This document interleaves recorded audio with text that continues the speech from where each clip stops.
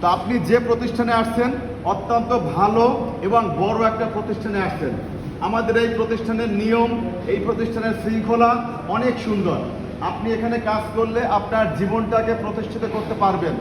শুধু আপনাকে যেটা প্রয়োজন হবে সেটা হলো ধৈর্য সহকারে কাজ করা এবং আমাদের সাথে টিকে থাকা এবং কাজ শেখা। আপনি যদি কাজ শিখতে পারেন আপনাকে আর পিছনে ফিরে তাকাতে হবে না ইনশাআল্লাহ। বিশেষ করে এই এলাকার যারা ছেলে রয়েছেন বা এই এলাকার আপনারা যারা রয়েছেন, আপনাদের এই প্রতিষ্ঠানে আপনারা যদি টিকে থাকেন অগ্রাধিকার ভিত্তিতে ভবিষ্যতে আপনারা ভালো পজিশনে যেতে পারবেন। তাহলে আপনারা কি ভালো পজিশনে যেতে চান? জোরে কথা বলতে হবে। কাজ শিখতে চান? কাজ শিখতে হলে কি আরাম না কষ্ট হবে? কষ্ট স্বীকার করতে চান আপনারা? যদি কষ্ট স্বীকার করতে চান বিশ্বাস করেন ইনশাআল্লাহ প্রতিষ্ঠিত হতে পারবেন। আপনি দেখেন এখানে প্রায় 3.5 থেকে 4 হাজার লোক কাজ করি আমরা। এখানে 10,000 লোকের কর্মসংস্থান হবে ইনশাআল্লাহ। এখন এই 10,000 লোকের নেতৃত্ব কারা দিবে? যারা প্রথম আপনারা আসছেন আপনারাই দিবেন। যদি প্রথম সারিতে থাকতে চান অবশ্যই আপনাকে টিকে থেকে কাজ শিখতে হবে। যদি কাজ শিখতে পারেন আপনি এখানে প্রথম সারিতে থেকে আমাদের এই প্রতিষ্ঠানের নেতৃত্ব আপনারা দিতে পারবেন। সুতরাং এই এলাকার যারা আছেন আপনারা যদি এই প্রতিষ্ঠানের নেতৃত্ব দিতে চান অবশ্যই কাজ শিখে আমাদের সাথে থাকতে হবে। এখন প্রাথমিকভাবে যে কোনো কাজ করেন না কেন, যে সেক্টরেই যান না কেন, আপনাকে ওই কাজটা একটু কঠিন মনে হবে। কিন্তু এটা এমন না যে আপনাকে রকেট বানাতে হবে, আপনাকে উড়োজাহাজ বানাতে হবে, আপনাকে মোবাইল বানাতে হবে, এমন কোনো কিন্তু কষ্টদায়ক কাজ না, সায়েন্টিফিক কোনো কাজ না।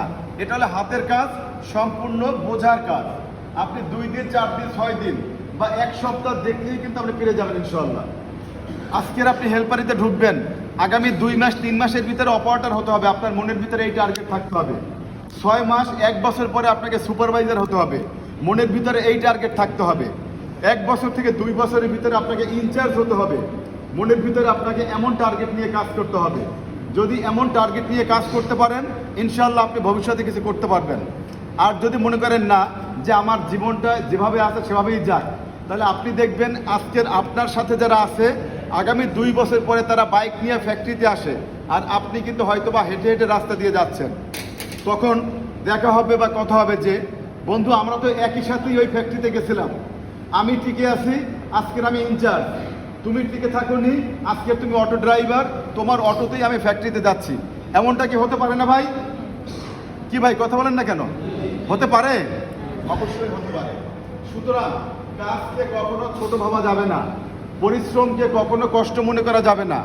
পরিশ্রম সৌভাগ্যের চাবিকাঠি, বুঝতে পারছেন?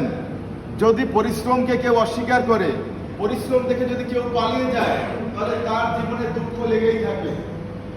তাহলে এটা ছেলে কি আর মেয়ে কি সবার জন্য কিন্তু একই সূত্র। জীবনে বড় হইতে পারলে 3টা জিনিসের সমন্বয় করতে হবে। 3টা জিনিস কি বলবো? আপনাদের মানে খারাপ লাগতেছে নাকি চাকরি নিতে আইসে আবার তালিম শুনতে আছে, অশুনতে আছে? জীবনে যদি প্রতিষ্ঠিত হতে চান 3টা জিনিসের সমন্বয় করতে হবে। 1 নম্বরে হলো আপনাকে পরিশ্রম করতে হবে, 2 নম্বরে হলো ধৈর্য ধরতে হবে, 3 নম্বরে হলে মেধা খাটাইতে হবে। যদি খালি পরিশ্রম করেন জীবনে প্রতিষ্ঠিত হতে পারবেন না। কথা বুঝছেন? তাহলে পরিশ্রম সৌভাগ্যের চাবিকাঠি কেমনে হলো? যারা দিন মজুর তারা কি পরিশ্রম করে না? তারা কি জীবনে বড় হইতে পারে? বলেন, প্রতিষ্ঠিত হতে পারে? যারা অটো চালায় তারা কি পরিশ্রম করে না? তারা কি বড় হতে পারে? তারাও কিন্তু পরিশ্রম করে, ধৈর্যও ধরে, কিন্তু একটা জিনিস সেখানে নাই, সেটা হলো মেধা খাটায় না। যারা দিনমজুর ওর ভিতরে মেধা খাটানোর কিছু আছে? যে অটো চালায় তার ভিতরে মেধা খাটানোর কিছু আছে? আপনারা আমার কথা মনে হয় বোঝেন না। কথা বোঝেন আমার কথা বুঝলে যদি কাজ করেন বা না করেন আপনি জীবনে কিছু করতে পারবেন ইনশাআল্লাহ। এইখানে কাজ করেন বা না করেন আপনি জীবনে কিছু করতে পারবেন যদি আমার কথা ফলো করেন। মনে রাখবেন শুধু পরিশ্রম এবং ধৈর্য এই 2টা দিয়ে আপনি জীবন চালাইতে পারবেন, তবে প্রতিষ্ঠিত হতে পারবেন না, বড় কিছু হতে পারবেন না। আপনার এই মেধাটাকে খাটাইতে হবে। পরিশ্রম, ধৈর্য, মেধা এই 3টা জিনিসের সমন্বয় যার ভিতরে আছে সে খুব দ্রুত জীবনের পরিবর্তন করতে পারবে ইনশাআল্লাহ। তাহলে আমাকে কি লাগবে? পরিশ্রম স্বীকার করতে হবে, ধৈর্য আমাকে ধরতেই হবে এবং মেধা আপনাকে খাটাতে হবে। যে 3টা আমাদের এখানে আছে তিনটেই কিন্তু আমাদের এখানে আছে। এই প্রতিষ্ঠানে এই তিনটের সমন্বয় করা সম্ভব, এবং যারা সমন্বয় করতে পারবে, যারা করতে পেরেছে, তারা টিকে গেছে এবং প্রতিষ্ঠিত হয়েছে, তারাই আজকের এই প্রতিষ্ঠানের জিএম, তারাই এই প্রতিষ্ঠানের পিএম, তারা ইনচার্জ, তারা সুপারভাইজার। যারা পারে নাই, শুধুমাত্র পরিশ্রম করছে, মেধা খাটাইতে পারে নাই, তার আজীবনই কর্মী রয়ে যাবে। সুতরাং আপনি আপনার মেধাকে খাটান, পরিশ্রম করেন এবং ধৈর্য ধরেন। পারবেন এই তিনটে দিতে? ইনশাআল্লাহ যদি দিতে পারেন, আপনি আমাদের সাথে থেকে বড় হতে পারবেন, অথবা যেখানেই আপনি যান না কেন, এই তিনটে যদি আপনি দিতে পারেন, আপনি জীবনে প্রতিষ্ঠিত হতে পারবেন। সবাইকে ধন্যবাদ। আমাদের সাথে কাজ করেন, ইনশাআল্লাহ ভালো কিছু করবেন।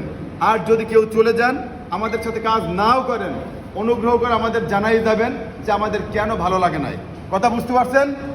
ধন্যবাদ সবাই।